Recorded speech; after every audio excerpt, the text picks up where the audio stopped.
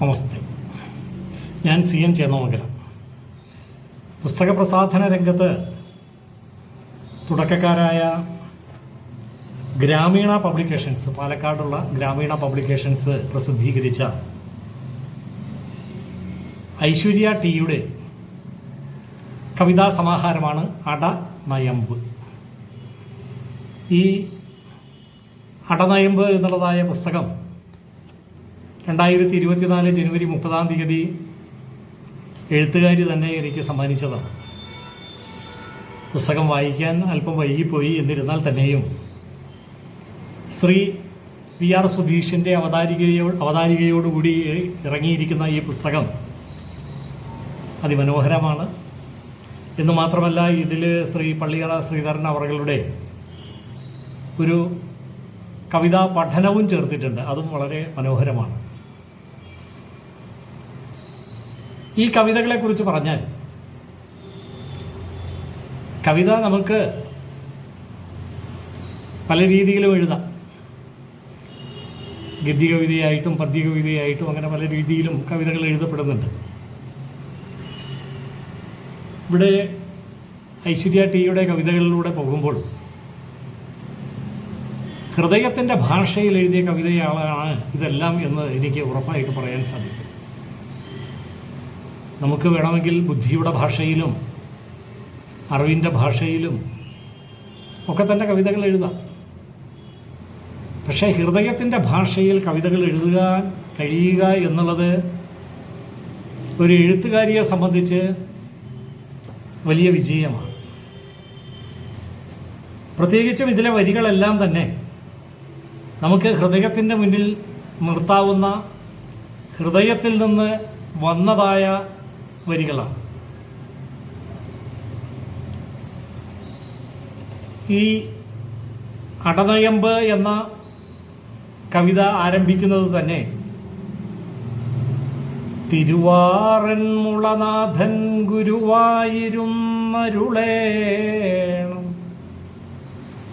അടനയമ്പാകുമെൻ്റെ തൂലികമേൽ ശക്തിയേകൂ എന്ന് പറഞ്ഞുകൊണ്ടാണ്.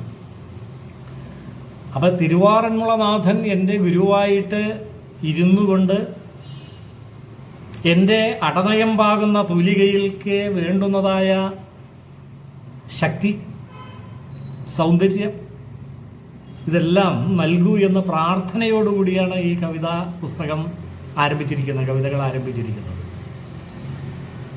ഇത് അവസാനിക്കുന്നത് അംബുജം എന്ന കവിതയിലാണ്. അപ്പോൾ അടനയമ്പിൽ തുടങ്ങി അംബുജം വരെ, ആ മുതൽ അം വരെ നന്നായിരിക്കുന്നു. അമ്പേ ചേറിലാഴ്ന്നാലും അംബുജം പോലെ നിന്നിടണം. ആഹാ. അമ്പേ ചേറിലാഴ്ന്നാലും അംബുജം പോലെ നിന്നിടണം. ആരുമില്ലുയർത്തുവാനെന്നാലും അമ്പരത്തോളമുയർന്നിടണം. ആരുമില്ലുയർത്തുവാനെന്നാലും അമ്പരത്തോളമുയർന്നിടണം. അതിമനോഹരം. എത്ര കണ്ട് ചേറിലാഴ്ന്നാലും നമുക്ക് ഒരു അംബുജത്തെ പോലെ, ഒരു താമരയെ പോലെ വിടരാൻ സാധിക്കണം, നിൽക്കാൻ സാധിക്കണം, നിലകൊള്ളാൻ സാധിക്കണം. നല്ല കാഴ്ചയാണ്. എന്ന് മാത്രമല്ല, ഇവിടെയൊക്കെ സെൽഫ് പ്രമോഷൻ്റെ കാലഘട്ടമാണ്. ഇവിടെ എഴുത്തുകാർ പലരും ഞാനൊരു എഴുത്തുകാരനാണ് എന്ന് സ്വയം പ്രഖ്യാപിക്കുന്നതായ ഒരു കാലഘട്ടത്തിലാണ് സാഹിത്യലോകം മുന്നോട്ട് പോയിക്കൊണ്ടിരിക്കുന്നത്. അപ്പോൾ സെൽഫ് പ്രൊമോഷൻ നടത്താത്ത എഴുത്തുകാരൻ സ്വാഭാവികമായും പുറന്തള്ളപ്പെട്ടു പോകുന്നു.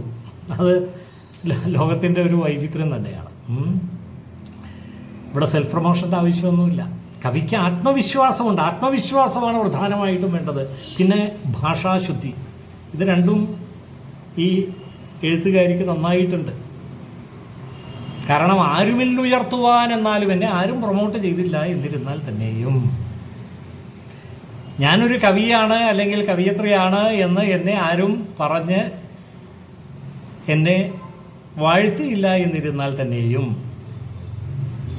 ആത്മധൈര്യമുണ്ട്, ആത്മവിശ്വാസമുണ്ട്, ആഗ്രഹമുണ്ട്, അല്ലേ? അതാണ് പ്രധാന ആഗ്രഹം. അമ്പരത്തോളം ഉയർന്നിടണം. തീർച്ചയായിട്ടും സാധിക്കട്ടെ. എല്ലാ ദൈവാനുഗ്രഹവും ടി ഐശ്വര്യ മോൾക്ക് വേണ്ടുവോളം ലഭിക്കുമാറാകട്ടെ. അതുതന്നെയാണ് എനിക്ക് പറയാനുള്ളത്.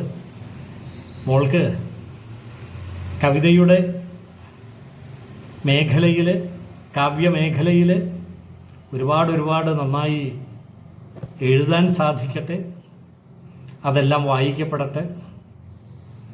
നല്ല വരികളാണ് നമുക്ക് വീണ്ടും വായിക്കാൻ തോന്നുന്നതായ വരികളാണ്. നോക്കൂ, മറ്റൊരു കവിതയിൽ ഇവിടെ ഭ്രാന്തൻ സ്വപ്നങ്ങളിൽ പറയുകയാണ്, ഒരു കൊടുങ്കാറ്റായി പിറക്കണം, ഒരു കൊടുങ്കാറ്റായി പിറക്കണം, ഈ ഭൂമിയിലെ മതിലുകളൊക്കെയും തകർക്കുവാൻ കെൽപ്പുള്ള ഒരു കൊടുങ്കാറ്റായി പിറക്കണം, ഒരു സൂര്യരശ്മിയായി ഉയരണം, ഈ ഭൂമിയെ ഒന്നായി കാണുന്ന ആകാശ സൂര്യൻ്റെ രശ്മികളിൽ ഒന്നായി ഉയരണം, ഒരു സൂര്യരശ്മിയായി ഉണരണം, ഒരു പൂമ്പാറ്റയെ പോലെ ജീവിക്കണം, ഒരു പൂമ്പാറ്റയെ പോലെ ജീവിക്കണം, ക്ഷണിക ജീവിതത്തിൽ വർണ്ണച്ചിറകുകൾ വീശിപ്പറക്കുന്ന ഒരു പൂമ്പാറ്റയെ പോലെ ജീവിക്കണം. ഐശ്വര്യ മോൾക്ക് ഭഗവാന്റെ എല്ലാ അനുഗ്രഹവും ഉണ്ടാവട്ടെ. ഏതായാലും ഒരു കാര്യം ഉറപ്പാണ്, നല്ലൊരു എഴുത്തുകാരിയാകുമെന്ന കാര്യത്തിൽ സംശയം വേണ്ട. ക്രാഫ്റ്റ് അത് നമ്മൾ മനോഹരമാക്കാൻ പരമാവധി ശ്രമിക്കേണ്ടിയിരിക്കുന്നു. കുറേ കൂടി നമ്മൾ വായിച്ച് പോരായ്മകളെയൊക്കെ തിരുത്തി സ്വയം ബോധ്യപ്പെട്ട് കുറേ കൂടി നന്നായി എഴുതാൻ കഴിയട്ടെ. ഇതിലെഴുതിയിരിക്കുന്ന വാക്കുകളും വരികളും എല്ലാം തന്നെ ഹൃദയത്തിൽ നിൽക്കുന്നവയാണ്. അത് കൂടുതൽ വായിക്കപ്പെടട്ടെ. അപ്പോൾ ആദ്യം നമുക്ക് വേണ്ടത് ഒരു തിരിച്ചറിവാണ്. ആ തിരിച്ചറിവ് ഞാനൊരു കവിത എഴുതാൻ കഴിവുള്ള ഒരാളാണ് എന്നുള്ളതായ ഒരു തിരിച്ചറിവ് ഏതായാലും മോൾക്ക് ഈ പുസ്തകത്തിലൂടെ, ഈ പുസ്തകത്തിന് ലഭിക്കുന്ന അംഗീകാരങ്ങളിലൂടെ തീർച്ചയായിട്ടും മോൾക്ക് ഇതിനകം തന്നെ ലഭിച്ചിട്ടുണ്ടാകും. തീർച്ചയായിട്ടും അത് ലഭിക്കും. ആ തിരിച്ചറിവ് ഉണ്ടായി കഴിഞ്ഞാൽ നമ്മൾ ആഗ്രഹിക്കണം, അല്ലേ? എനിക്കായിത്തീരണം, എനിക്കും ഒരു നല്ല എഴുത്തുകാരിയാകണം, മലയാള സാഹിത്യത്തിലെ എണ്ണപ്പെട്ട ഒരു എഴുത്തുകാരിയാകണം എന്നുള്ള ഒരു ആഗ്രഹം മോൾക്കുണ്ടാവും. അതുണ്ടാവട്ടെ. പിന്നെ അതിലേക്കായിട്ട് പരിശ്രമിക്കുക. അവിടെയാണ് നമ്മുടെ ക്രാഫ്റ്റിൻ്റെ പ്രസക്തി, നിർമ്മാണത്തിൻ്റെ പ്രസക്തി. ഒരു കവിത രചിക്കുന്നതിൻ്റെ ആ നിർമ്മാണത്തിൻ്റെ പ്രസക്തി, ആ ക്രാഫ്റ്റ്, അല്ലേ? അതിലേക്കായിട്ടുള്ളതായ പരിശ്രമം നടത്തുക, അതിലേക്കായിട്ട് പ്രാർത്ഥിക്കുക, അങ്ങനെ ആയിത്തീരുക. ആകട്ടെ. ഐശ്വര്യ ടി മോൾക്ക് എല്ലാ നന്മകളും ജീവിതത്തിൽ ഉണ്ടാകട്ടെ. ഒരു എഴുത്തുകാരി എന്നുള്ള നിലയ്ക്ക് വലിയ വിജയങ്ങൾ ഉണ്ടാവട്ടെ. അതിനായിട്ട് ഭഗവാനോട് പ്രാർത്ഥിച്ചു കൊള്ളുന്നു. നമസ്തേ.